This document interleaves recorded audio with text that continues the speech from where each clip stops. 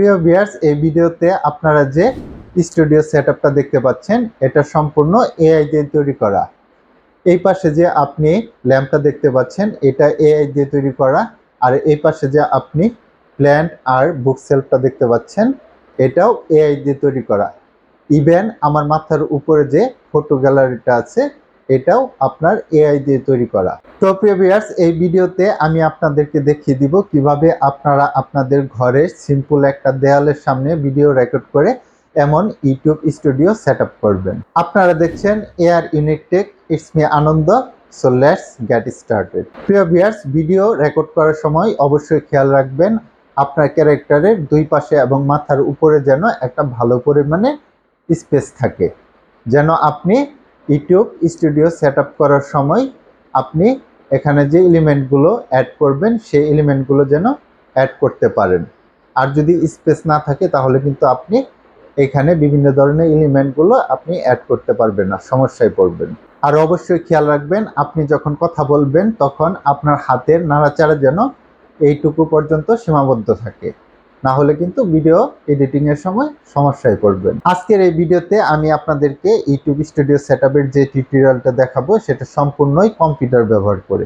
আপনারা যদি মোবাইল ব্যবহার করে এমন ইউটিউব স্টুডিও সেটআপ করতে চান তাহলে অবশ্যই কমেন্ট বক্সে জানাবেন। আমি পরবর্তীতে মোবাইল ব্যবহার করে কিভাবে এমন ইউটিউব স্টুডিও তৈরি করা যায় সেই টিউটোরিয়াল আপলোড করে দিব। তো আমরা এই ইউটিউব স্টুডিও সেটআপ করার জন্য এআই হিসাবে ব্যবহার করব অ্যাডোবি ফায়ারফ্লাই, আর ভিডিও এডিটিং সফটওয়্যার হিসাবে ব্যবহার করব ক্যাপকাট ভিডিও এডিটিং সফটওয়্যার। প্রিয় ভিউয়ার্স, প্রথমে আমরা চলে যাব আমাদের ক্যাপকাট সফটওয়্যারে। ক্যাপকাটে আসার পর আপনারা যে নিউ প্রজেক্ট দেখতে পাচ্ছেন এখান থেকে একটি নিউ প্রজেক্ট নিয়ে নেবেন। তারপর এমন ইন্টারফেস দেখাবে, এখান থেকে আপনারা ইম্পোর্টে ক্লিক করে আপনাদের যে ভিডিওটি আছে সেটি সিলেক্ট করে নেবেন।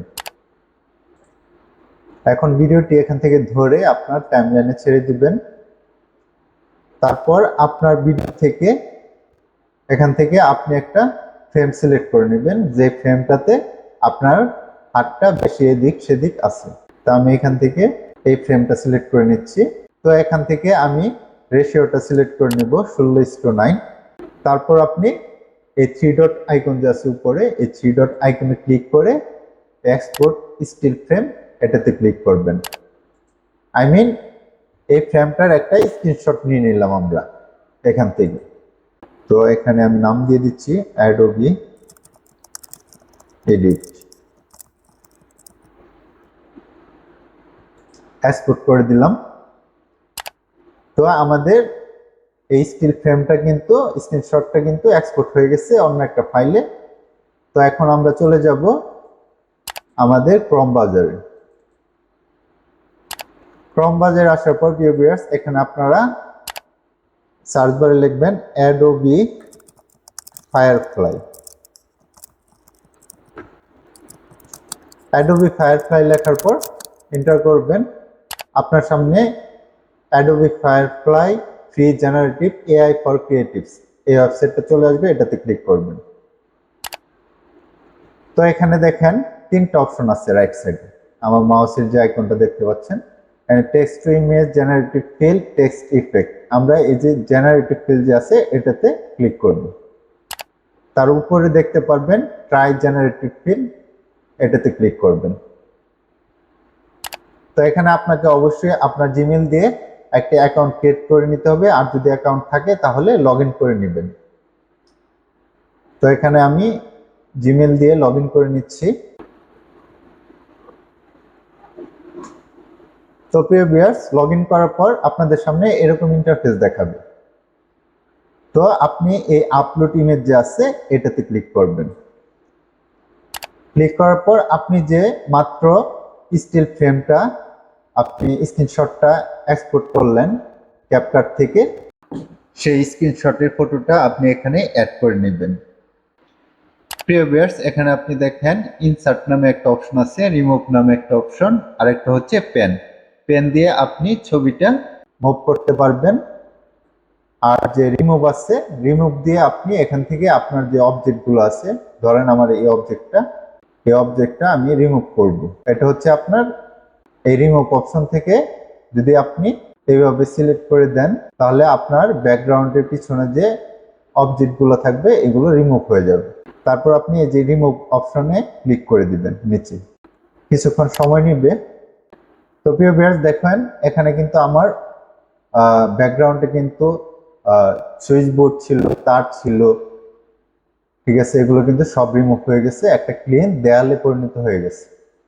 তো আপনি এভাবে আপনার এই রিমুভ অপশনটা দিয়ে আপনি আপনার ব্যাকগ্রাউন্ড যে অবজেক্টগুলো আছে সেগুলো রিমুভ করে নেবেন। তো এখান থেকে আমি এটা সিলেক্ট করে রাখছি। তো প্রিয় ভিউয়ার্স আমি এখান থেকে আমি অবজেক্টগুলো রিমুভ করি।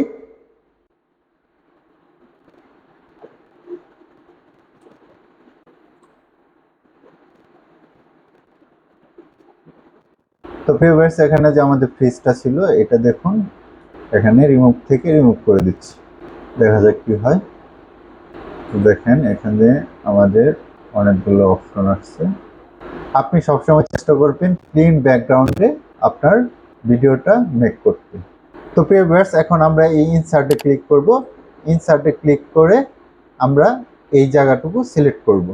দেখেন সিলেক্ট করার পর কিন্তু এখানে টাইপ করার জন্য একটা স্পেস চলে আসছে।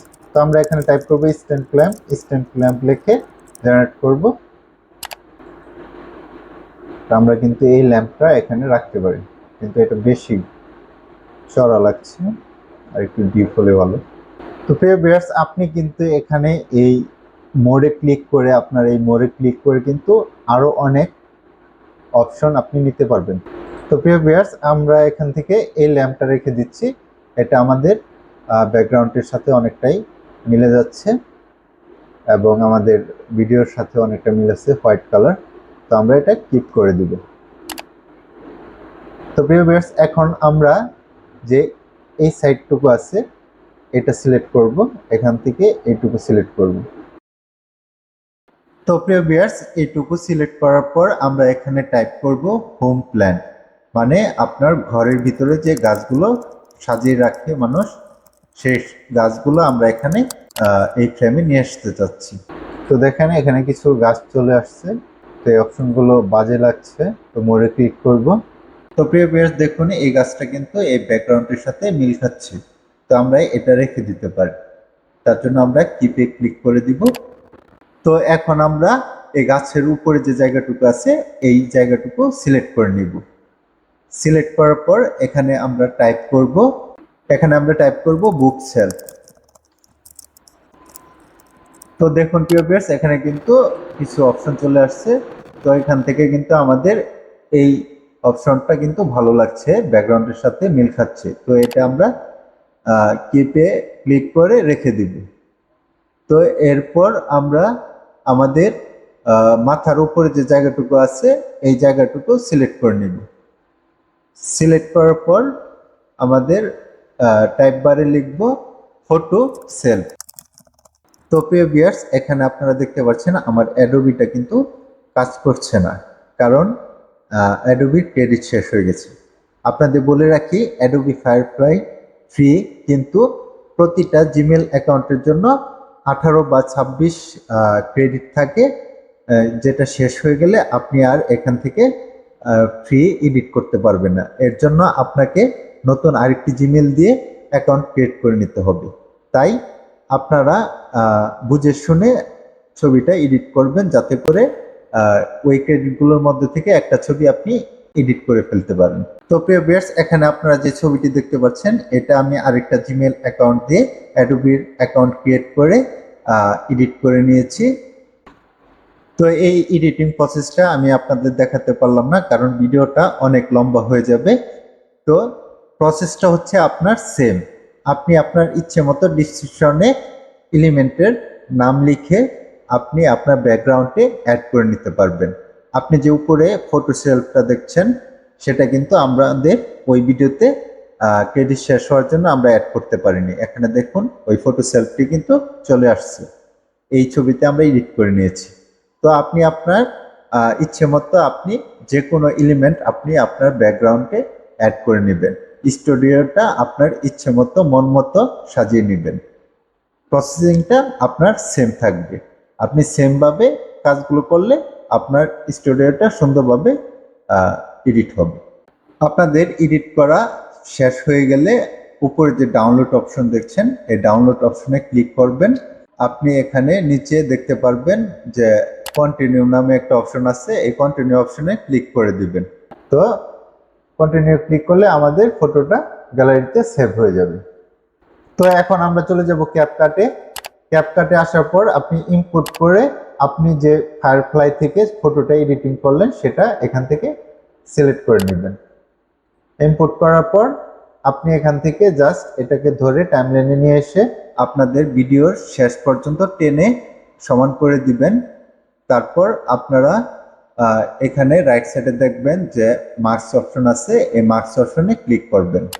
এখান থেকে আপনারা রেক্টাঙ্গেল যে অপশনটা আছে এই রেক্টাঙ্গেল অপশন সিলেক্ট করে আপনাদের ভিডিওর পজিশন অনুযায়ী সেট করে নেবেন। তারপর আপনারা উপরে যে দেখবেন ইনভার্ট নামে একটা অপশন আছে, ইনভার্ট অপশনে ক্লিক করলে আপনাদের মেইন ভিডিওটা সামনে চলে আসবে। তারপর আপনারা নিচে একটা অপশন দেখতে পারবেন ফেদার নামে, এই ফেদার অপশনটা 2 করে দিবেন, 2 মানে 2 বাড়িয়ে নেবেন। তাহলে আপনাদের দেয়ালের সাথে যে ছবিটা এডিট করে নিয়ে আসছেন সেটা অ্যাডজাস্ট হয়ে যাবে। তো প্রিয় ভিউয়ার্স, এটা করার পর আপনারা দেখতে পাচ্ছেন এখানে অনেকটা অ্যাডজাস্ট হয়ে গেছে। তো এখন এটা পুরোপুরি অ্যাডজাস্ট করার জন্য আমাদের এখানে কালার গ্রেডিং করতে হবে। তো এর জন্য আমি একটা ফিল্টার ইউজ করছি। তো আপনারা আপনাদের ইচ্ছে মতো আপনাদের ব্যাকগ্রাউন্ডের সাথে আর মেন ভিডিওর সাথে কালার গ্রেডিং করে পুরো ভিডিওটা সেম করে নেবেন, যাতে করে আপনার ব্যাকগ্রাউন্ড আর মেন ভিডিওটা আলাদা না বোঝা যায়। তো এখন আপনারা দেখতে পাচ্ছেন আমি এই ফিল্টারটা ইউজ করার ফলে আমার ব্যাকগ্রাউন্ডটা কিন্তু অনেকটা অ্যাডজাস্ট হয়ে গেছে, বোঝা যাচ্ছে না যে আলাদা কোনো এখানে ফটো অ্যাড করা হয়েছে। তো আপনি চাইলে কিন্তু আমি যেভাবে প্রসেসটা দেখালাম এইভাবে কিন্তু আপনি আপনার ইউটিউব স্টুডিও সেট আপ করতে পারেন এই এআই ইউজ করে। এখন কিন্তু আপনারা দেখতে পাচ্ছেন যে আমার যে ভিডিওটা এখানে দেখতে পাচ্ছেন সেই ভিডিওটা কিন্তু আগের তুলনায় অনেকটাই মানে কোয়ালিটিফুল হয়েছে। আগে যেমন ছিল আমার এই সাইডে ছিল কিন্তু আপনি দেখতে পাচ্ছিলেন যে ফ্রিজ ছিল, তারপর এখানে অনেক তার ছিল, উপরে একটা ফ্রেম ছিল। এখন কিন্তু আমার কত সুন্দর একটা সেটআপ তৈরি হয়েছে, দেখেন ল্যাম্প আছে, ট্রি আছে, প্ল্যান্ট, উপরে একটা বুক সেলফ দিয়েছি, তারপর ফটো গ্যালারি দিয়েছি। তো আপনি চাইলে আপনিও আপনার একটা সিম্পল ব্যাকগ্রাউন্ডকে এমন স্টুডিও সেটআপের মতো তৈরি করে নিতে পারবেন এই অ্যাডোবি এআই ইউজ করে। তো প্রিয় ভিউয়ার্স, এখন আপনারা দেখতে পাচ্ছেন এআই ব্যবহার করে কিভাবে আমরা সিম্পল একটা ভিডিওকে একটা স্টুডিও সেটআপে পরিণত করে ফেলেছি। হয়তো আপনার এই সেটআপটা তৈরি করতে আধা ঘন্টা বা 1 ঘন্টা সময় লাগবে, কিন্তু একবার ভাবুন এই সময়টুকুর জন্য আপনি সিম্পল একটা দেয়ালের সামনে ভিডিও রেকর্ড করে এমন অসাধারণ একটি ইউটিউব স্টুডিও তৈরি করতে পারছেন, তাও আবার আপনার ইচ্ছে মতো। আর এতে করে আপনার ভিডিওর কোয়ালিটি যেমন ভালো হবে, তেমনি আপনার ভিডিওর ভিউ এবং এঙ্গেজমেন্টও অনেকটাই বেড়ে যাবে। তো এই ছিল আমাদের এআই ব্যবহার করে simple and easy YouTube studio setup tutorial. আশা করি এই ভিডিওটি আপনাদের কাজে আসবে। তো প্রিয় ভিউয়ার্স, এই ভিডিওটি যদি আপনাদের কাছে ভালো লেগে থাকে তাহলে অবশ্যই একটি লাইক, কমেন্ট, শেয়ার করে দিবেন। আর এরকম নিত্য নতুন ভিডিও পেতে চাইলে আপনারা যারা আমার ফেসবুক পেজে এই ভিডিওটি দেখছেন তারা ফেসবুক পেজটি ফলো দিয়ে রাখতে পারেন। আর যারা ইউটিউব চ্যানেলে এই ভিডিওটি দেখছেন তারা ইউটিউব চ্যানেলটি সাবস্ক্রাইব করে রাখতে পারেন।